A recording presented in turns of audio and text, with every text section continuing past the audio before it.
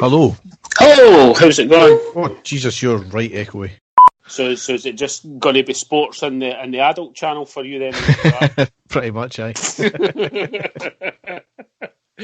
Well. Not even the sports, just the adult channel. Exactly, well, I knew that, eh? So, Aye. And the stadium erupts in red, white and blue. You've never seen anything like it. Let's go.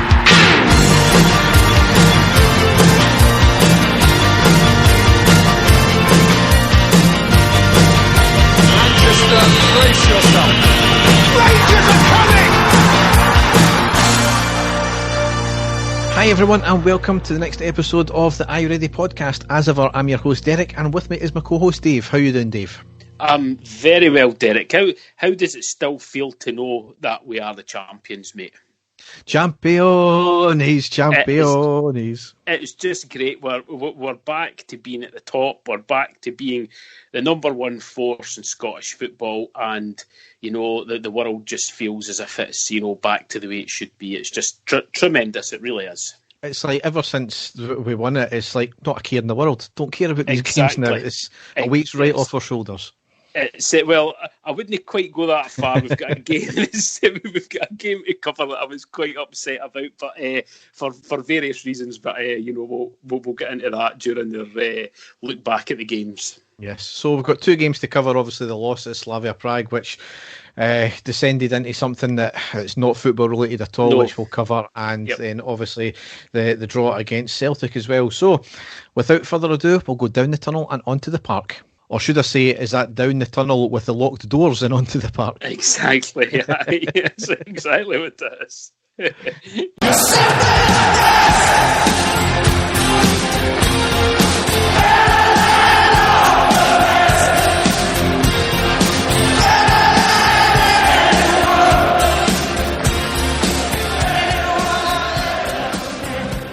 So the first game, as I said, was Thursday the 18th of March. It was at home against Slavia Prague where we lost 2-0 in the Europa League Last 16 Leg 2.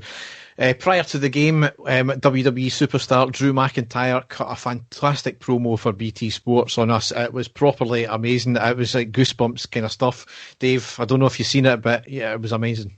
I think I did, Derek. You know me, wrestling, it's something that I really sort of tune out. I know that you're a huge fan, as is you, and that was on the pod the last time. It's no my cup of tea, but I know who the guy is. I know he's a massive Rangers supporter, but I didn't see exactly what he put on. But it is good that, because obviously he's got millions of followers all over the place, and if it does anything to help Rangers as well, then I'm all for it. Yep. We also changed the banner at the front of the Govan stand to the Champions 55 crest. It looked fantastic, didn't it? Yep. It was great. I saw that, and really, the social media team as well at Rangers done a great job showing you, the old one coming down and the new one going up. It was excellent. It's something that we're all absolutely chuffed to bits with. Yeah. Two changes from the first leg the week previous. We had McGregor, Patterson, Goldson, Balogun, Barisic, Kamara, Davis, Arfield, Aribo, Ken and Morelos. On the subs bench, we had McLaughlin, Bassey, Helander, Hadji, Itten, Zungu, Wright, Stewart, Roof, Simpson and King. Now, obviously, with drawing the first leg, one each, it was the away goal. It was certainly all in our hands. We had to be very mindful that they could have been still dangerous. They were, had nearly as good a run domestically as we have had this year.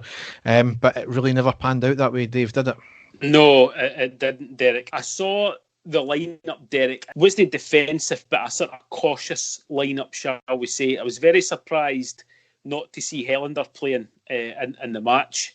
Very surprised, because I thought in the first match against them he was absolutely outstanding, and he scored the goal as well. So I was very surprised to see him in. I thought he maybe had a wee knock or something, but I don't think that was the case. I don't know if Steven Gerrard was thinking Balogun maybe being slightly faster. I mean, I do like Balogun, Derek. We spoke about him a lot, ever since he came in.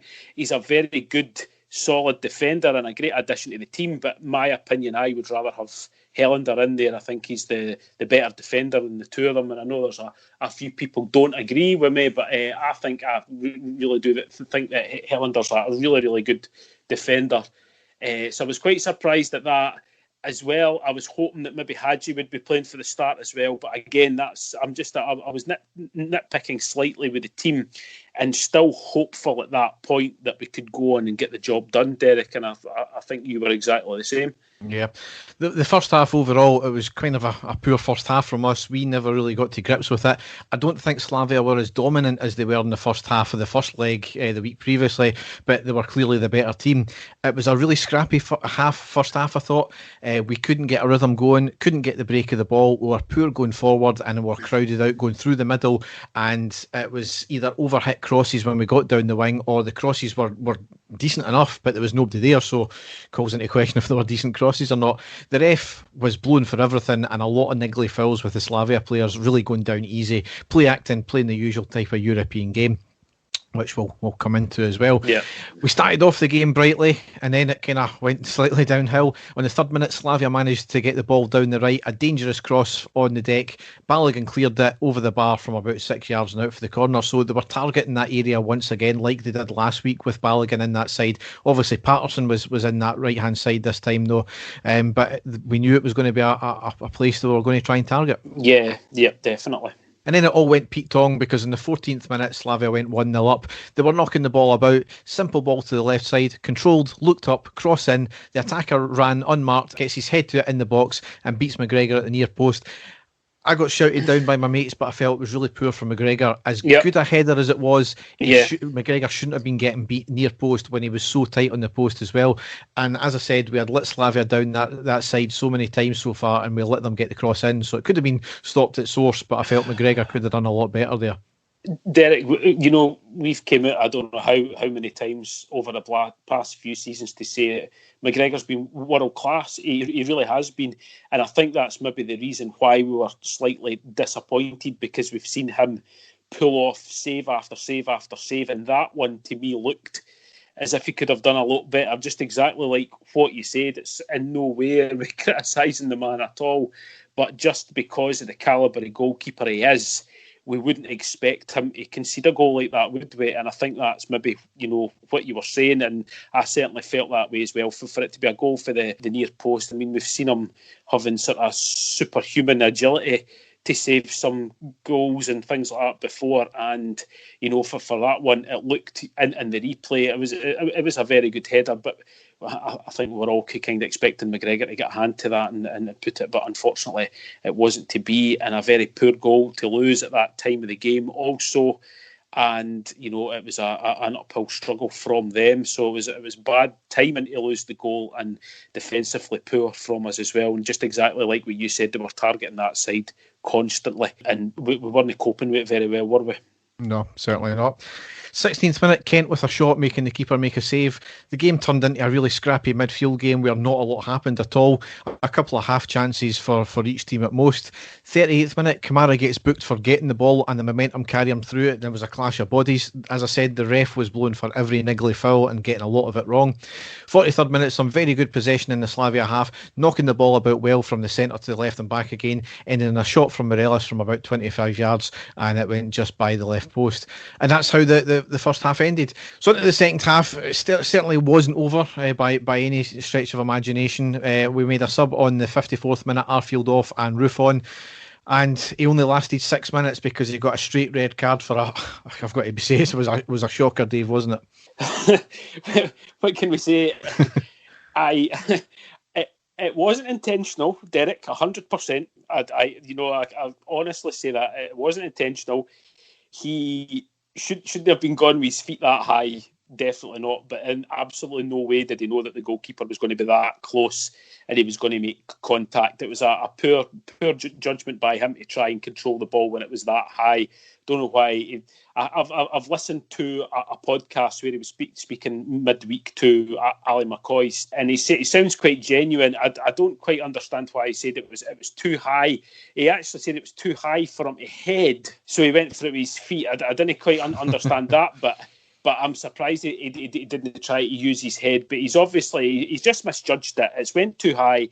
He's put his foot right up, and unfortunately the goalkeepers came right through. It was an absolute shocker, Derek. The goalkeeper is a very lucky man. That could have been, an incredibly serious injury. with the feet up and the studs up, and 100% it was a red card. For him to go, it was dangerous play. It was a red card all day, but no way did I think it was intentional. No, I mean, as you said, it was a complete accident, and you can't blame Roof for going for the ball. It was a bad one, and this is my issue with the high feet thing, and it's always been a strange one. Where would it have been flagged if there was no player around him? No, it wouldn't have been. I don't think. But because the player was there, and he completely never knew he was there, and that's the thing. The keeper, you can't blame the keeper for going for it, but he's put himself in that position. Roof's put himself in that position. I'm not saying it wasn't a red card, but at the same time, complete accident. And you need to start outlawing, high feet like that then completely. But I don't know, one of these things, isn't it? As I say, Derek, I think if he hadn't made contact with the goalkeeper, it might have been a different story. It might have just been a yellow card or anything like that. But the fact that he's caught him, slap bang right in the face, and it's caused a big cut and all of that to him. As I say, the goalkeeper was very lucky. It was, it wasn't near his eye or anything like that. So, but again, something that we had to take. Me and you have had a lot of discussions about Roof, haven't we, Derek? And I don't mind saying this. He's scored the goal of the season. For me, my opinion, in Europe, we all went on about. He scored a few other crucial goals like the ones that he did, against Motherwell and stuff like that. I'm not 100% on the guy yet, Derek, but I was very impressed with him. As I say, I listened to him on that podcast midweek. Very impressed with him. He sounds as if he's loving life at Rangers. It sounds as if he's really got it. Everything about the club and the fans and everything like that. So but I'm still not 100% sure about him. I'm not sure what his best position is, Derek. I don't know what's the best area for us to play him. I don't know. As I say, I'm just not 100% convinced at this moment in time. I would prefer to play Hadji instead of him, but I know we've paid a lot of money for him, and he should be playing. I might get slated for it, but I'm not quite sure. But that, as I say, that incident was just a shock, an accident, and we've just got to deal with it now.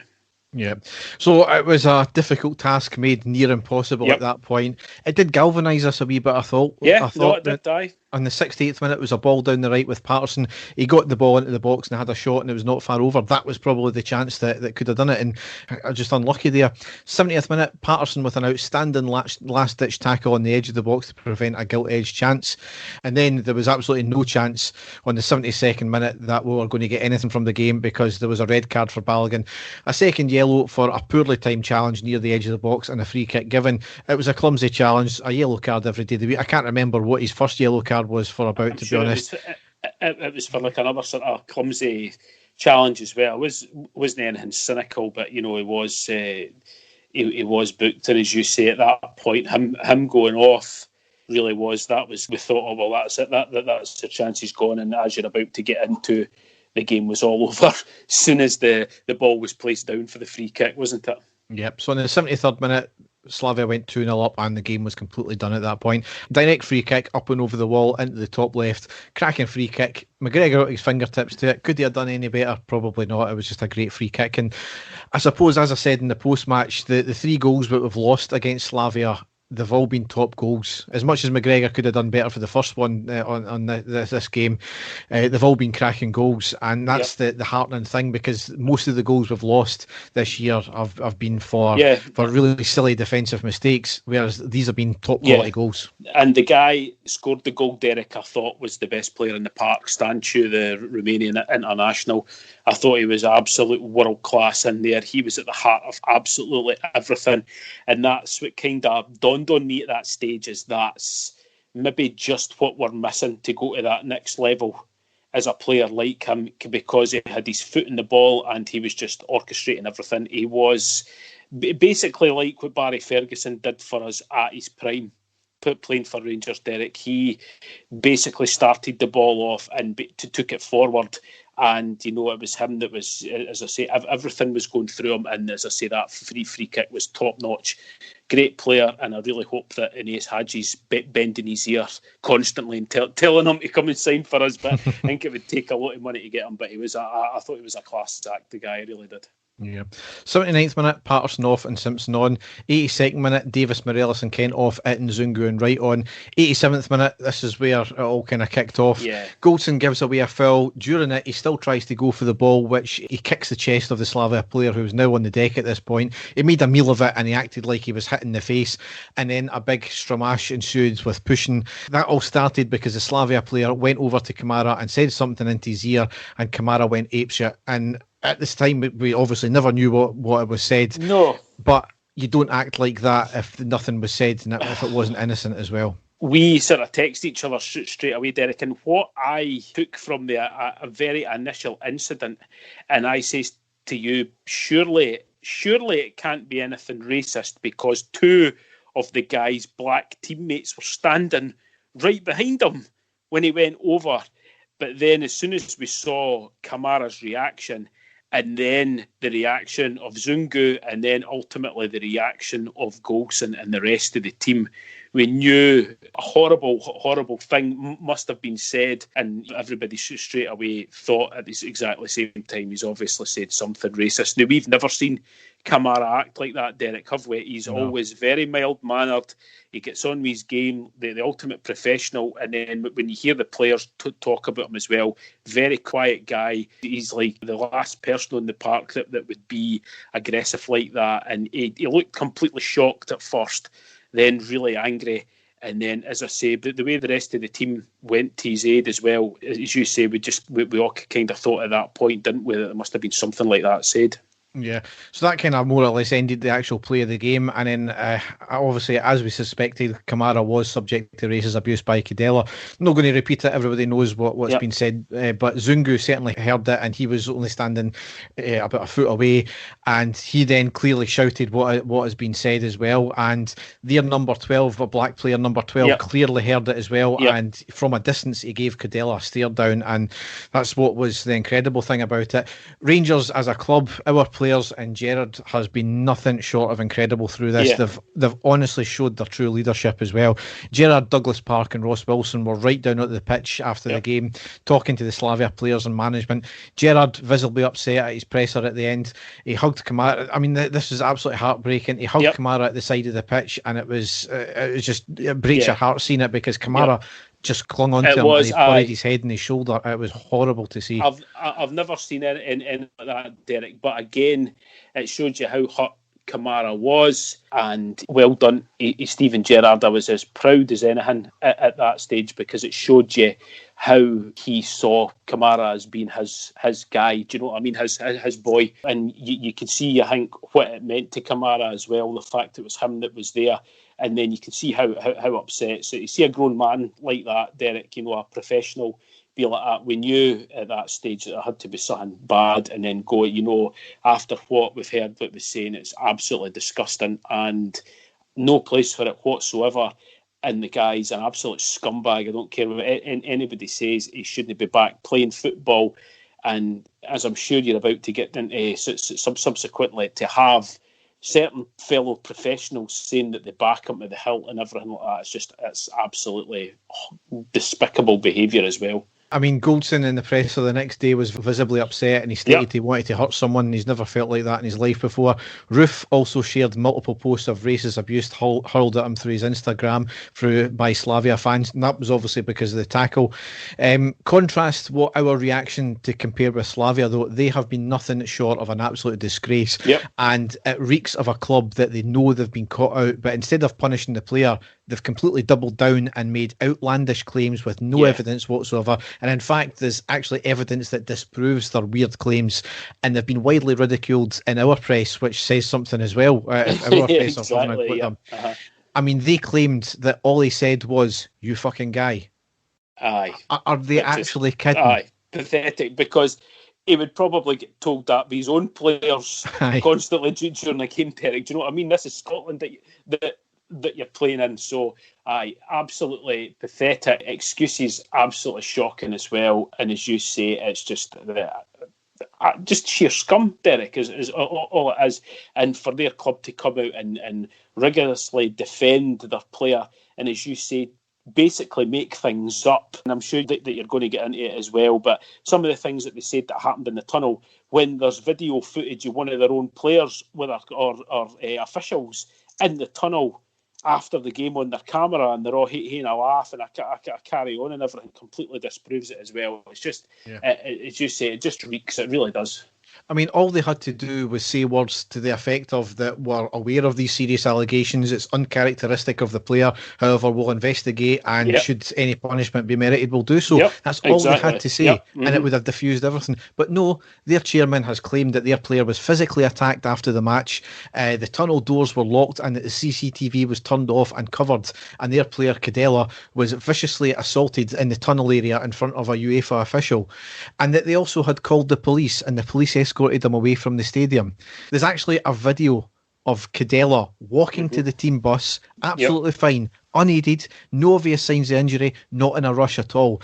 Police Scotland after the match stated that they were not aware of any incident. There has been no subsequent reports, and they were only there as part of their regular duties to escort the team bus back to the hotel. So completely blows those claims right out the water. And as you were talking about, the video that since came from one of the Slavia players after the game, all in their tracksuits, messing about at the side of the pitch while Gerrard and our management were talking to their officials as well. And up the tunnel, Derek. Aye. They went up the tunnel as well in the same video. Our management goes up the tunnel, followed by their officials. The tunnel doors are closed, absolutely.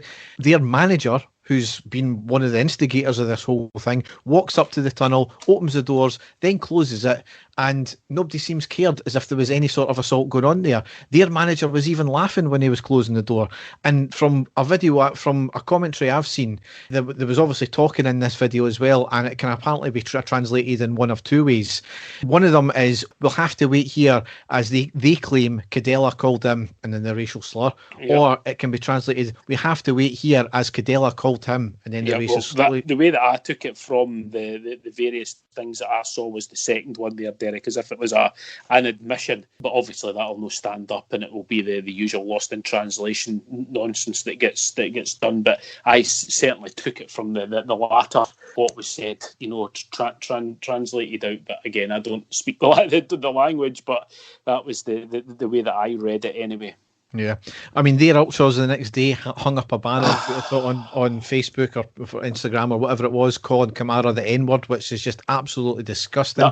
There then was a series of outlandish statements from the official outlets of Slavia going on about the thuggery of our team on the park, the roof challenge, how they were so much better than us on the park, and the fact that this whole issue detracts from how much better than they were. None of that is remotely connected to the racism issue and is complete deflection. And then they state that they'll consider contacting the police regarding the attack. Well, what happened to them claiming that they had already done that? Exactly, yeah. Police Scotland then confirmed that they've received the complaint from them about the assault, and then we've obviously put in a complaint about the racism as well. The Czech ambassador for the UK has even made comment on the situation. Police Scotland have then confirmed that they'll talk to Cadella when he comes back, when Slavia come over to play Arsenal in the quarter-finals. I sense an injury happening for him there. Exactly. Derek, you took the words right out of my mouth there. Yep. Well, here's the best part as well. He was also initially not travelling to play against Wales for the Czech national team due to safety concerns. Nobody could understand what these safety concerns were. However, it turns out he did travel and he is playing just now. And then a former Slavia boss even claimed that we made up the racism allegations to hide from our poor performance and our brutal behaviour during the game. I mean, that right there, to me, is proof that their country, or at least the footballing community over in Czech Republic, have got a big issue with racism, and it seems to be a very big issue with Eastern European countries. There seems to be an endemic issue with racism over that part of the world. Now, in terms of the punishment, as Steven Gerrard said, I know what should happen, but UEFA will probably not do it. I mean, I'm always for one that you can't punish the club for the actions of an individual. However, due to the contempt they've shown, the lack of remorse, and the outright scumbaggery for not even acknowledging that this happened, and they even tried to play the victim, UEFA really need to take the hard line and kick Slavia out of the competition. That's the only way racism will get sorted, if they start taking a hard line with this. Now, I'm not saying we should be reinstated to the competition. No. We lost fair and square on the pitch. Yep. We got beat by the better team. This is not the issue anymore. At the same time, though, as my dad says, why should Arsenal benefit from what would effectively be a buy? So it's a difficult place to be, but at the same time, they need to be proper severe sanctions on the club now. What's the latest, Derek? Has there been a time frame put down for UEFA to say when they're going to be reviewing this?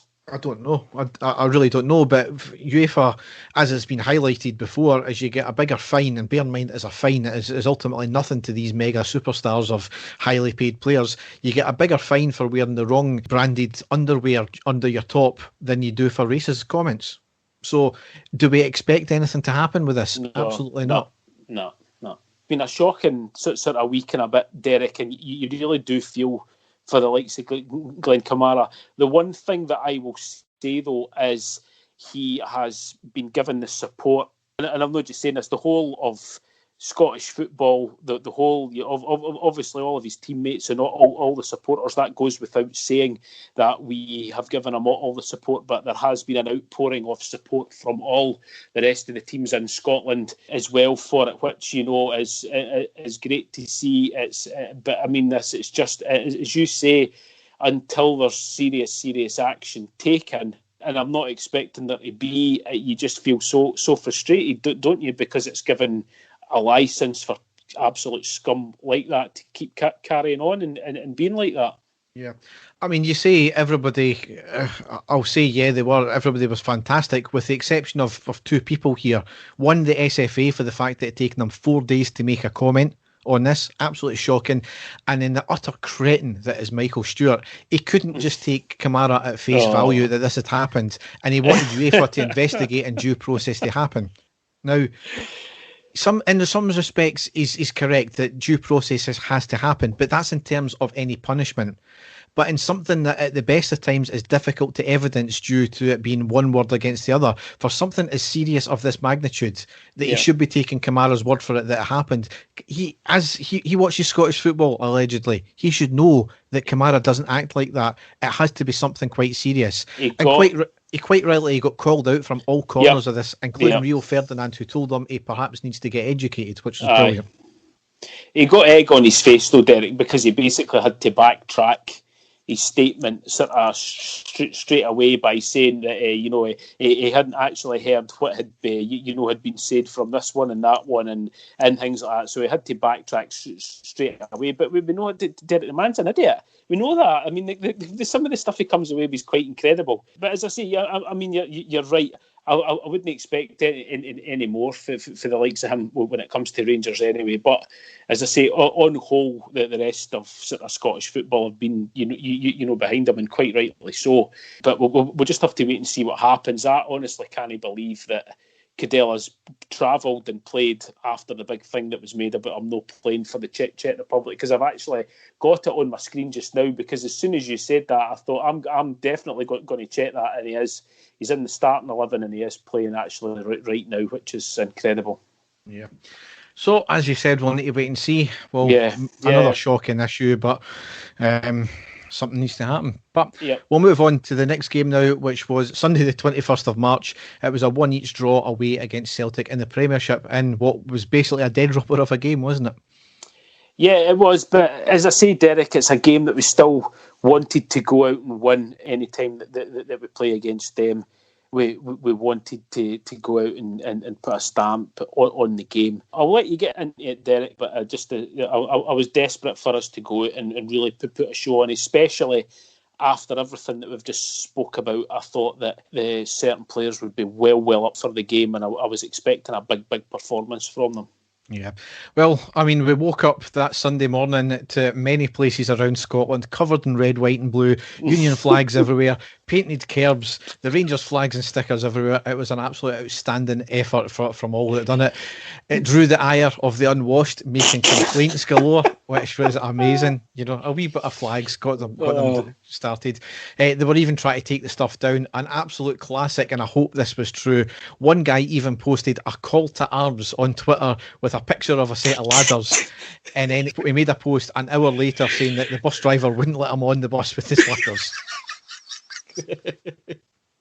Those damn Masonic bus drivers, eh? So absolutely shocking. It was quite incredible, Derek, and a big shout out to the people and the town of Bo'ness driving through and giving Bo'ness a brand new speed limit of 55 on all the speed limit signs as well, which I thought was absolutely hilarious.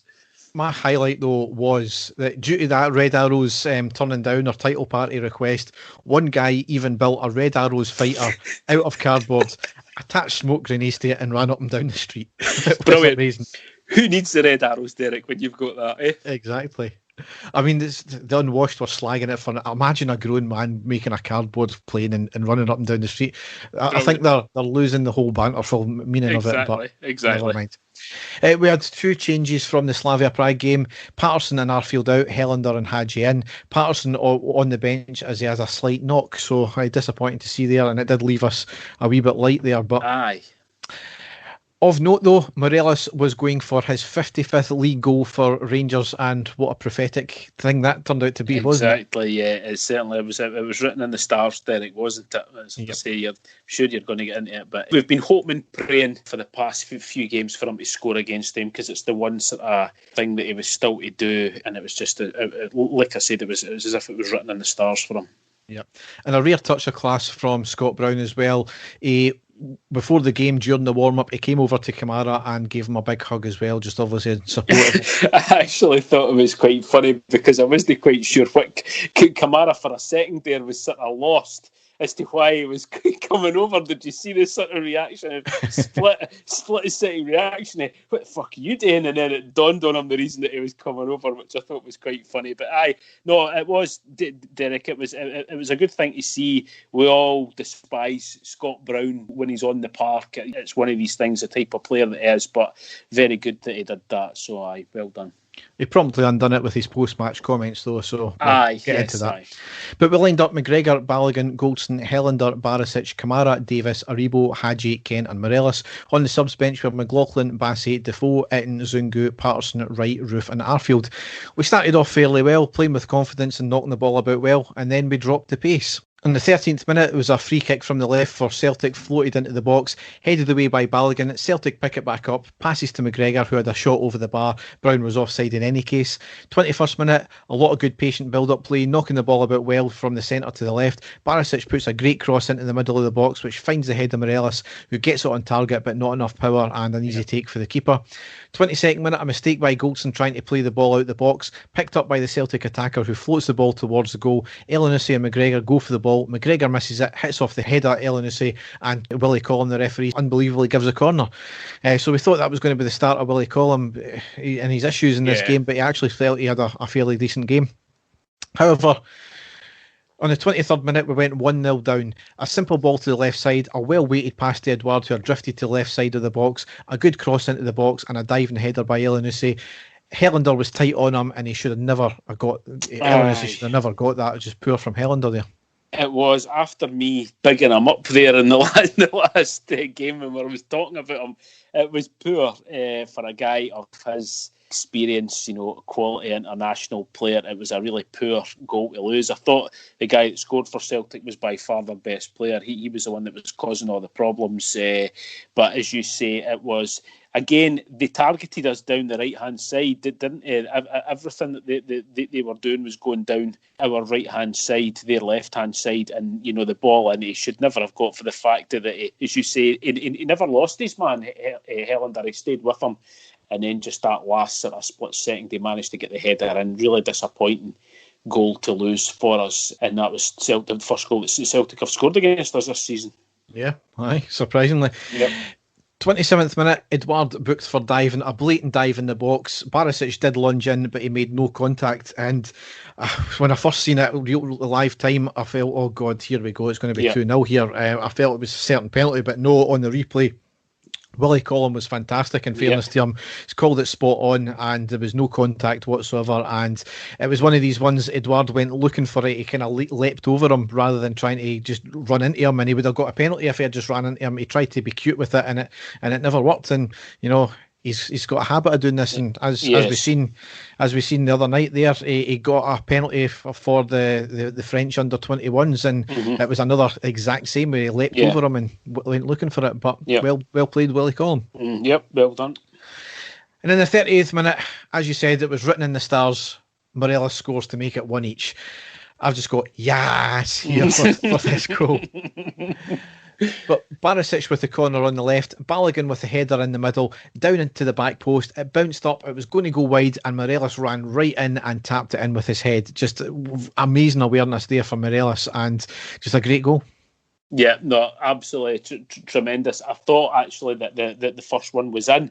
I thought the header that was going was in, but great reaction from Morelos, just ready right at the back post. We don't see Morelos scoring a lot of goals like that, Derek, sort of poachers type goals, but awareness for the header in, and I was just absolutely delighted, Derek. You know how much I love the guy. He is my absolute footballing hero at the moment, and has been, for the past few seasons. I absolutely love him, and to get that monkey off his back, the scoring against him is just absolutely tremendous. Shuts a lot of them up because, we hear all the shite from him constantly. Oh, he's never scored against us, so absolutely delighted for him, and great to get back into the game because we really weren't playing well, Derek. So the fact that we were getting back and tying the game up was excellent. A great time to score as well. Yep. It was nearly all undone though on the 41st minute with Celtic on the right, played into the centre with a 1-2. Helander slow off the mark. Edouard gets a shot off. It went under the legs of McGregor, off his arse, which taking the sting off it, and he manages to gather it again. Yeah. That's the type of Andy Gorham type of saving that by any means possible. Just brilliant. Yeah. Just after that though, a long ball knocked towards Kent in the box, hits an incredible volley. Just the technique and fairness to the keeper. It was a brilliant save. It was. That would have been, again, one of the goals of the season, as you say, Derek. The technique was absolutely outstanding there from Kent, and really, really unlucky not to score. Yep. 44th minute, corner in from the left by Celtic, free header in the middle, knocked down towards the right post and shovelled out for another corner by McGregor. Another great save from him there, just the way he managed to get himself down. And that's how the first half ended. So it was ultimately a poor first half by our standards, and that's despite having a decent first 10-15 minutes. We dropped the pace, we allowed Celtic to have the ball and come at us. As you said, they were exploiting their right back side as well, with Balogun put in there as a makeshift right back, and he was having a bit of a torrid time. Celtic obviously got their goal from that, so got to be happy being at 1 each, considering we played so poorly at that point. Exactly, Derek. I think what I was taking from it was the fact that we weren't playing well, but we were still creating chances as well, which was always good. I always feel, especially this season against Celtic, they are very dodgy in defence, and you always feel that if you have a wee half chance against them, that you're either going to get a shot away or even score with it. So I was feeling all right at half time because I knew that we weren't playing well, but we still weren't getting beat. So I was still quite confident going into the second half that we could maybe get a wee winner and get away with it, but still absolutely delighted the fact that Alfredo had scored. Yep, absolutely. So into the second half, maybe the later on goal in the first half maybe influenced the fact that there was no changes for the second half. 49th minute, a corner in from the right from Celtic and a header off the bar. 52nd minute, Edouard gets the break of the ball on the half volley from 25 yards, and he has a shot. McGregor pulls off another great diving save to knock it away. It was inevitable. 55th minute, Balogun off and Patterson on. 58th minute, cross in from the left, Elyounoussi with a free header in the box and over the bar. For the next kind of 61st to the 67th minute, my feed went down RTV. It was the first time RTV this season's been really poor with me. 65th minute, Hadji off and Arfield on. 72nd minute, a quick break down the right for Celtic after a good through ball. A shot inside the box, shot at the near post and a good save by the legs of McGregor. Put out for the corner. The resulting corner from the right, Edouard gets a good head to it but over the bar. 75th minute, perhaps a moment of controversy. Edouard goes down in the box again. Definitely wasn't a penalty, but I also don't think it was a dive either. I just think he lost his footing. Arguably could have been another yellow card, but at the same time I can understand why it wasn't given, because I don't think it was a yellow. 76th minute, Aribo and Morelos off, Wright and Roof on. 82nd minute, Celtic down the left, crossed in, headed away at the edge of the box where Celtic player had a follow-up shot right at McGregor and it was comfortable. 84th minute, Patterson with a great cross in from the right. Roof gets his head to it, down at the ground, off the defender, back to Roof and out for the goal kick. 88th minute, Barisic with a corner from the left. Goldson gets his head to a bit wide and over. 91st minute, corner in from the right from Goldson with a header well over the bar. And that's how the game ended out. So, certainly a much better result for us. As I said, it was a dead rubber game. Celtic needed to show something. They were probably the better team. I don't understand this everybody saying that we were the better team in the second half. We were probably better in the last 10 minutes, but we certainly weren't better in the second half, I would have said. Derek, we didn't play well. We've not played well in the last few games that we've played, but the one encouraging thing for me is that we didn't play well. Celtic were certainly going for it, and they still couldn't beat us when we weren't playing well. So, I mean, that is a plus point for me. Like I've said a few times, absolutely, I'm taking from it. That was when Alfredo scored his first goal against them. Absolutely delighted, and also just like what I've said, to the fact that we've went there, we've still not got beat without playing well is a plus for us. It wasn't much in it, but it's still a big game and still a game that you like to win. So, but I'll take it, Derek. I'll take it. We're still undefeated. They've still not beaten us, and we've only conceded one goal against them. So, we'll take that for it being at Parkhead. It's certainly, the win meant a lot more to them than it did to us. So. That's the positives that you've got to take for the game. Yep, absolutely. So, as I said, Brown made comments after the match, mainly because that Sky gave him the man of the match for some reason, and he stated that they were denied a Stonewall penalty during Edouard's first yellow card there. He went on to say about our goal, someone popped up at the back post. He knew quite well who it was, Morelos, that scored. Just on the penalty note as well, funnily enough, Celtic didn't appeal the Edouard card, which they could have done under the simulation laws. So clearly they didn't think it was a winnable case. Just another bit of disappointing news here and disgraceful is that there was racist abuse hurled at Morelos online after the game on a video. A teenager appears to have lost his job and has been charged by the police, so I'm not going to comment too much on that as a live case, but absolutely despicable once again. So it rounded out us, drawn the game, got to be happy with that. In the table, we've played 33, won 28, drawn 5, lost 0 still. That was the main thing of the game, keep our unbeaten record going. We've scored 78, we've only conceded 10, goal difference plus 60, and we're on 89 points. 20 ahead of Celtic with a 26 better goal difference than them, and there's still 5 games to go. Where's your 3 games in hand now, Celtic, eh? Exactly, Derek, exactly. It's been absolutely tremendous. We're just starting to come to grips with the fact that we are the champions. It's just there's that many games still to play. I think we were all hoping that game was going to be the game that was going to clinch it, and it would have been absolutely. I mean, could you imagine if that had been the game that had clinched it? A 1-1 draw with Morelos scoring his 55th goal of the season. If they'd have won that. So just a wee bit disappointed that wasn't the mark for us winning the title, but it wasn't to be, and we are the champions, so it's just brilliant. Yep. Absolutely. So the games to come now, we've got the first game, which is on Sunday. I was convinced it was Saturday, to be honest, but it's Sunday, the 4th of April, at home to Cove Rangers in the Scottish Cup Round 3.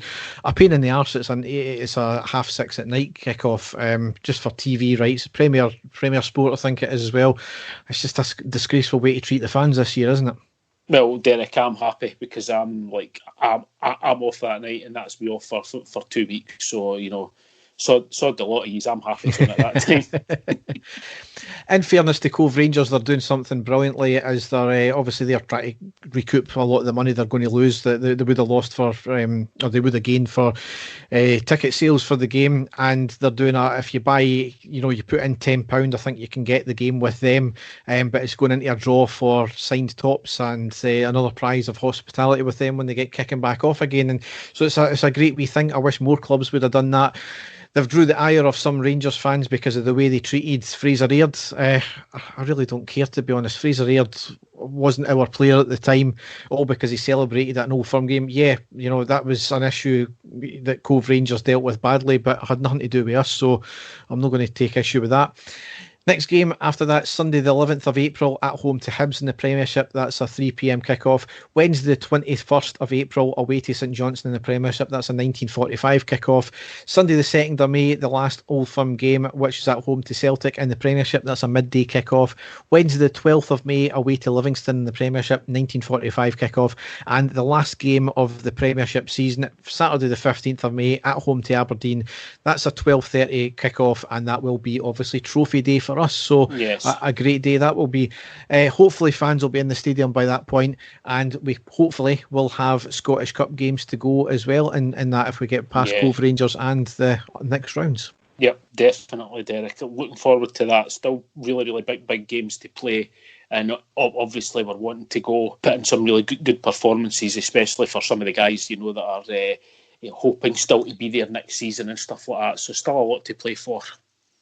Yeah, absolutely. So we'll go now into the classic match. And there it is. The final whistle's gone. Rangers have won the European Cup Winners' Cup. So Dave, you're going way back to a year after I was born. Yep, Derek, I'm going all the way back to 1986, and I'm so glad that I picked this game. And the reason I've looked through a few games, you know, in that sort of era, and at that time, Derek, I was like 11 years old. And thinking back, we always talk about how good Davy Cooper was when he played for Rangers, and obviously one of the greatest players of all time that played for us. I don't have a lot of memories of Davy Cooper playing for Rangers in this game. He was absolutely outstanding. He took the utter piss out of Hearts. It was unbelievable. I'm so glad I picked it. I really enjoyed watching it back. I'll get into it just now. The Rangers team on that day, you know, a lot of really, legends of the club. Chris Woods in goals, Jimmy Nicholl, Stuart Monroe, Craig Patterson, Terry Butcher, Derek Ferguson, Hugh Burns, Ian Durrant, Davy Cooper, Robert Fleck, and of course Super Ali McCoist.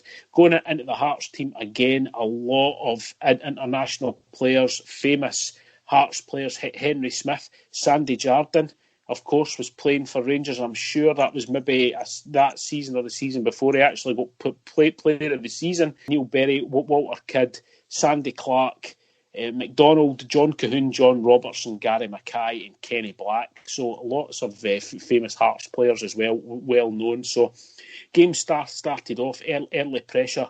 Davy Cooper on the left wing beats his man infield to Burns. He has a shot from the edge of the box but straight at Henry Smith. That was almost straight for kick-off. Then not long after that, corner on the right, Davy Cooper curled into Patterson. He headed it. It was saved, palmed away by Smith. Back in and a header for Terry Butcher, but straight at Smith, who put it just past the post out for another corner. And then not long after that, great chance for Rangers. Butcher in defence, a long ball up to Ali McCoist at the edge of the box. He lays the ball off to Davy Cooper on the left wing.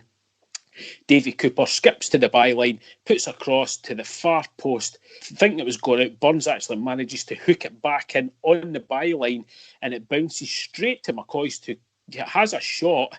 He misses completely. It falls to Robert Fleck right in the centre of the goal, about 2 foot out, just for a tap in, but for some reason shoots over the bar. So two incredible misses there for Rangers. Still 0-0. Another chance not long after that, long ball up to Fleck from Terry Butcher again. Terry Butcher was actually a great passer of the ball, Derek, you know, especially from defence. Up to the left wing, and Henry Smith was actually way out of his box. Fleck sees this, he puts the ball over for an open goal into the box. There's Ali McCoist with a diving header, fantastic header, and then a goal line clearance by Sandy Jardine to keep the ball out 0-0. But then on the 18th minute, Rangers broke the deadlock. Patterson to Fleck. Derek Ferguson takes over from Patterson. And Fleck once again has found good position for Rangers. There's McCoist! Well, it don't come any better than that. And certainly no more than Rangers deserve. Well, there certainly was a touch of fortune about the goal. Robert Fleck making space for himself coming deep. Turning going forward, he definitely was attempting a shot at goal. He didn't catch it properly. But look at that for the finish from Ali McCoist. Robert Fleck receives the ball in midfield and he keeps running to the edge of the box. He actually goes to shoot, but totally sclaffs his shot. But thankfully, the ball falls straight in front of Ali McCoist, who thunders the ball past Henry Smith into the goal to make it 1-0 to Rangers. And that was Ali McCoist's 15th goal of the season at that point. So absolutely superb stuff there by Super Ali. And then, but just straight after that, first real chance to Hearts into the box. A bullet header for Kenny Black and a goal line clearance for Patterson. Hearts really unlucky there. And then there, about the 30th minute, Nicholl with a shot from a slack pass in defence by Black. He gets his chance but shoots just wide. But then Rangers on the 35th minute make it number 2. On roll. Now Derek Ferguson. McCoist. Away from Jordan. Pulling it back for Burns. To Cooper. And Cooper has done it for Rangers.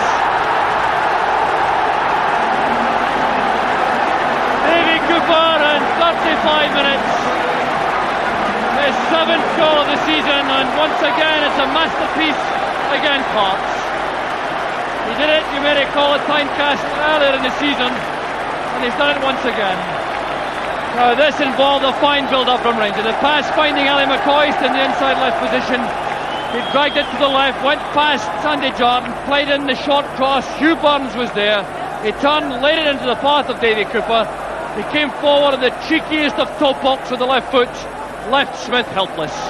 The ball played up to Ali McCoist on the left wing. He cuts the ball back to Burns. He's got his back to goal, sees Davy Cooper, plays it to Cooper inside the box with 2 defenders on him, and he just sort of tiptoes the ball between both defenders. It's quite incredible to watch. Tiptoes the ball, looks up, sees a tiny wee gap between Smith and the defender, and just hits it with his toe, like a wee toe poke, past the goalkeeper.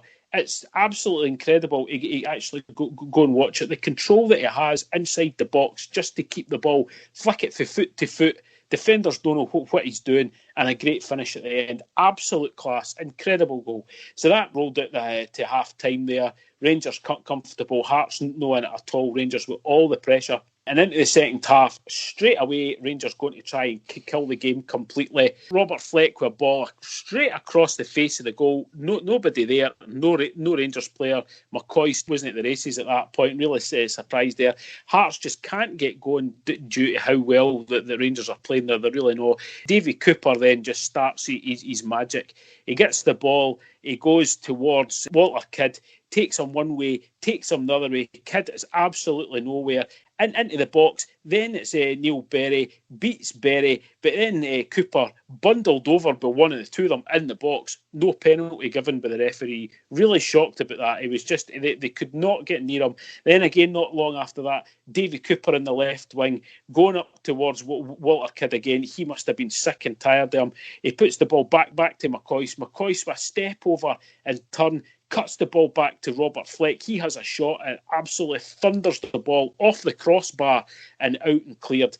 Quite incredible play. Brilliant again. Really unlucky not to score. And a great chance for Burns for Rangers in midfield. It was a defence splitting pass by Jimmy Nicholl. He sees Burns. He runs straight through 1-on-1 with the goalkeeper. Manages to shoot the ball over, scoops it over Smith and over the bar. Great chance. And then Davy Cooper again in his own half. He turns his man, looks up and then just plays this incredible through ball to Robert Fleck to the edge of the box. Fleck runs through. Smith narrows the gap.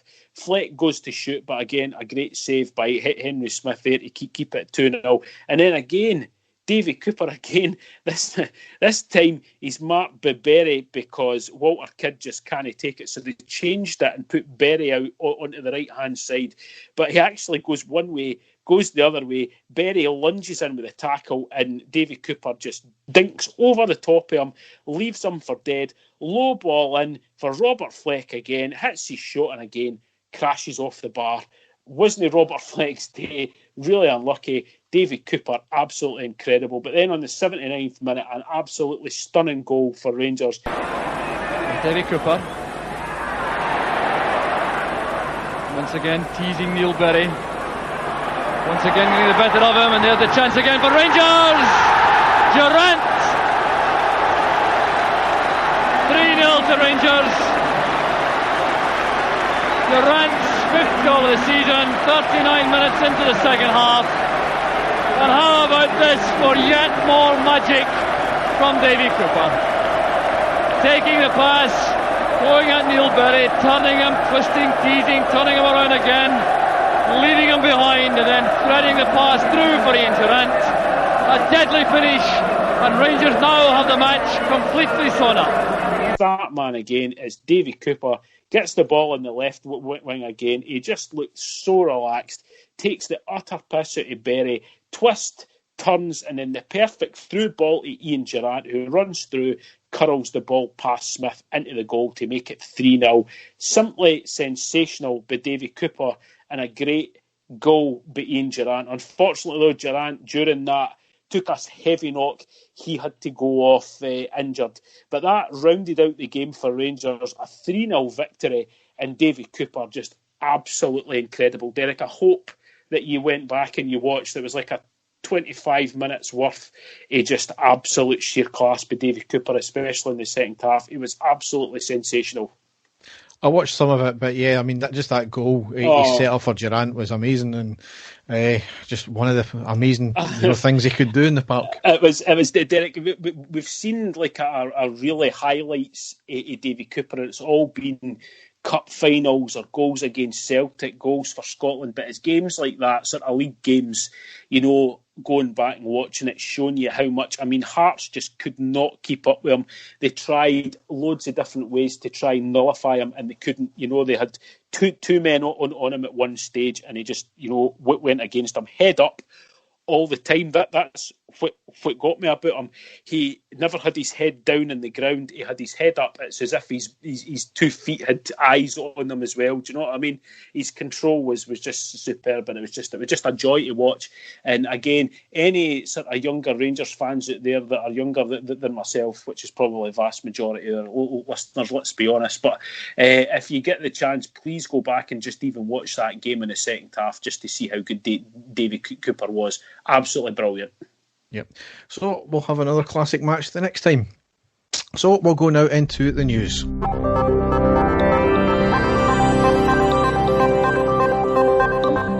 So a few bits and pieces to cover here as always. First one here is around 30 police officers are self-isolating after policing the Rangers title party crowds in Glasgow. Well, that's what the headline stated anyway. I'm pretty sure track and trace only tells you you've been in close proximity with someone who has got COVID, and it doesn't tell you the location either. It really just typifies the narrative that the media have got about us in this particular issue. We knew... We said it before, Derek. We said that there was going to be headlines like this. We were all prepared for it. We know it's just, exactly what you said. The narrative is incredible, but we were preparing ourselves for it. We knew it was coming, and that's exactly what happened. Yeah, I mean, it turns out that there's been no massive spike in cases in the population either because of it, which they claimed there would be. Yeah. So for the wider issue of COVID and lockdown, etc., it calls into question the whole thing. And why are they not allowing fans back in the stadium now? I'm going to get off in a rant on COVID here and all the restrictions, but again, that was a mass gathering of thousands of people, yet there's not seen the spike that they claimed there was going to be. So when does it come to the point when they still need to even just do a test thing to try and get this done now? Because it's crippling businesses, it's crippling football clubs itself as well. So that's a story for another day, though. Yes. On a similar note, though, the COVID-5 today found out what their ban was going to be, and they got a 6-game ban each with 2 of the games suspended. So I think all of us were expecting a flat-out 7-game ban because of what Helander and Jones got. But again, all it does is highlight the inconsistencies of the SFA and their disciplinary procedures. It's completely laid bare with this one here. I don't understand the thinking of giving them a 6-game ban with 2 suspended. Weird. Yeah, strange, as you say. I thought it was going to be the straightforward, just like the other players had received. But a very strange decision, that one, Derek. Yeah, and given the claims from Celtic that they've been affected by COVID more than any other team, those bans now push us to 34 games banned for us, with Celtic on 3 games for Bolingoli and Aberdeen on 0 for the Aberdeen 8. So do you want to try that one again, Celtic? Exactly, yep. Yeah. Yep, right. Totally. A bit of good news here, though, is Steve Davis signs a year extension with us. He's been absolutely fantastic this season. 36-year-old and still bossing it both in the Premiership and in Europe as well. And he's also equalled the top British caps record, drawing the congratulations from the previous top holder, Peter Shilton. And I think he'll be beating that tomorrow if he plays for Northern Ireland as well. So absolutely fantastic. Yeah, no, absolutely tremendous, Derek. They're playing Bulgaria tomorrow night, Windsor Park, and I'm sure he'll be the first player on the team sheet. As you say, he's been tremendous for us since he's came back this season. he's been absolutely brilliant. Complete professional. The calm head in midfield when we've really needed it, and just it's a fantastic achievement for him. And the fact that he's our player as well, it's absolutely tremendous. And I'm sure he'll go on. He'll get loads more, Derek. So that he'll be the man that'll have that record probably forever after that. But absolutely incredible achievement for him, and really, really pleased. So congratulations to Steve Davis for that one. Absolutely. We've started our PR for our 150th year as well, with a new gold crest and a few preview videos. Genuine goosebumps with some of the videos that have come out, even though they've only been 30 seconds and not shown much. And we will be the first major European club to reach that 150-year milestone as well, which is incredible. Yeah, absolutely incredible, Derek. It's going to be tremendous. I think the club are really going to go all out, and I'm sure the fans will as well, Derek. It's, as you say, some of the stuff they've put out just looks absolutely stunning, doesn't it? And it's it's really going to be great when it actually happens, and really, really looking forward to it. Yeah, and I mean, on that note as well, the Celtic fans have started their campaign about, you're the same club again. I mean, it's all they've got left. It is, Derek, it is. It's all they've got. They've not got their dream 10 in a row or 9 3/4 in a row, whatever you want to call it. We have completely ruined them. Their fans are still, it's this, when I've read everything, it's still always cheated, never defeated attitude that gets me. It's glorious, Derek. Everybody said it was predicted that this would absolutely break them, and it has. And the reaction to us winning the league, the fallout has just been glorious. It really has. Yep. The SPFL have announced the start of the fixtures for the start of next season, and the league will kick off on the 31st of July. Unfortunately, though, the winter break's returning. Really, really disappointed to see that as well. And not just for us going to Dubai, hopefully not again. No. But I just don't see the need for it. I really don't. They do the winter break when traditionally we get okay weather. It's normally in the January, February months that we get the proper bad weather. So just don't see the point. No. Last piece of football news here is that the Loudon Tavern gave us their final update to the fundraising for the George Square memorial benches. Yes. That is. They've raised just over £10,000, which is incredible. Fantastic. Yep. Glasgow City Council, initially their invoice was for £11,000, and that was for benches, and mysteriously they lumped in flower beds with that one as well. I have it from a good source that the Loudon were never going to pay for the flower beds, and that they had only agreed for the replacement of the seats, because the rest of the money was going to charity. They've been in talks with Glasgow City Council, and the invoice for the seats have ended up at £5,500. So that's split between the Loudon crowdfunder and another crowdfunder, and with £7,169 going to the Anthony Nolan Trust, which was agreed when the crowdfunder was set up, which is incredible. Fantastic all round for everybody who donated. Again, our fans stepping up and showing how good they are. But however, once again, we try to do good, and we were criticised for doing good as well. And we were also taken advantage of by trying to lump other charges in there. And it was ultimately charities losing out because somebody tried to take advantage of us. So I'm glad that was sorted out to the benefit of all there. Yes. Yep, definitely, Derek. Yep. So, churchgoer appeals for experts to identify vintage bottle stopper, only to find it was a sex toy. A churchgoer appealed for experts to help identify what she thought was a vintage bottle stopper with a gold coating, only to discover that it was actually a butt plug. The woman, only known as Jane from Indiana in the USA, was sent snaps of the 4.5-inch sex toy by her sister after a friend found it unearthed in her garden due to a heavy storm. Unearthed in her garden? Exactly. I wonder what it was doing there.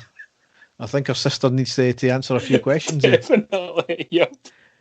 The keen Christians didn't know what the object was, so Jane posted the pictures and description onto a glass collector's Facebook group in hope of finding it out. Eagle-eyed members quickly realised what the pictures were, and the responses left the two sisters cracking up.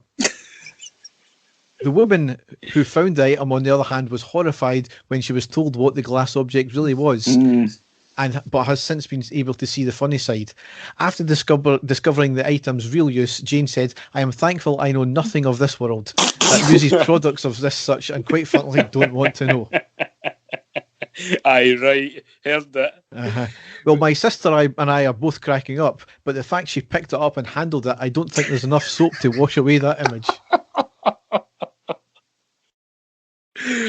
Oh, dearie dear. Well, Derek, I've got one for you that I shared with you. Now, I'm only going to share this because I do realise that there could be a few people out there who would be offended by this, but this is just, in my opinion, one of the ultimate Twitter rumours that I've ever heard, and it's regarding, it was one that was posted a few days ago. It's been all over Twitter, and I'm sure the vast majority of people have seen it, and it is regarding a Colombian international footballer. And I know what you're saying, Derek, there's only one Colombian international footballer, but believe it or not, there's more than just Alfredo Morelos. And of course, I'm talking about a certain Colombian international footballer who shot to fame in the World Cup a few years ago by the name of James Rodriguez. Now, this guy's an absolute class player at the time. He was playing for Monaco, played in the World Cup, was absolutely sensational, scored goals galore. It earned him his big move to Real Madrid, where, you know, he played quite well. He subsequently went out on loan to Bayern Munich, done quite well there. And then after that, he was on loan someplace else. I'm not trying to remember what team it was that he was on loan to, but he's since been signed by Carlo Ancelotti down at Everton, and, you know, huge name signing down there. But he has had a bit of a stop-start sort of career at Everton, hasn't he, Derek? And there's been quite a few rumours as to why that is. Has he been carrying an injury? You know, is he homesick? Is he, you know, can he not get to grips with the football style at Everton? But no, according to this one expert who typed up a message to his friend saying, I quote, "Mate, Rodriguez is never going to play football again. It's all been completely hushed up by the club at the moment. Ancelotti doesn't want the team being distracted in the run-in if the news breaks out. The players themselves haven't been told it's going to be the biggest news in football when it breaks. A couple of years ago, he decided he wanted to live as a woman and started taking hormone pills. That's why Real got rid of him for nothing and no other clubs were in for him. Everton thought it was worth a punt just for the shirt sales in Colombia. It's weakened his body, which he's only managed 60 minutes here and there. Remember the bruised testicle early in the season? Hormones, mate.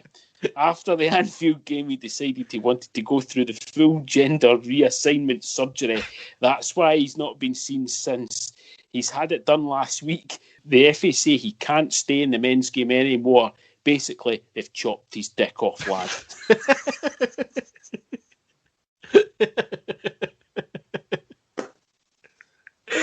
No, that is the... No, Twitter, we all know, Derek, it's full of crackpot stories, but that is right up there. And, you know, some of the replies to that have been quite incredible. There have been quite a lot of people have taken offence to that are maybe in the transgender community. But the whole thing is the most ridiculous tweet I've seen in a long, long time. But at the same time, Derek, we've not seen him since, have we? So you never know, it could be true. But quite incredible. I sent that on to you after reading it. It's been all over Twitter, and just, you know, it just shows some of the stuff that's out there on social media. Quite incredible. I love social media sometimes, really do. So on that note, we will end the podcast. So as ever, if you want to check out all our other stuff, you can go to our website, which is ireadypodcast.wordpress.com. I've still not updated the last few podcasts, but I'll get around to it at some point. So you can go there. Dave, we're going to be playing on Sunday, so I'll be back with a post-match there. Dave will be sunning himself somewhere next to his barbecue, probably. I certainly hope so, mate. Here's hoping for nice sunny weather, considering I'm off for a few weeks after that. But we'll wait and see. But I'll be watching the game regardless. So yes. So thanks for listening, and goodbye. Take care, folks. Goodbye. And the stadium erupts in red, white and blue. You've never seen anything like it. Let's go.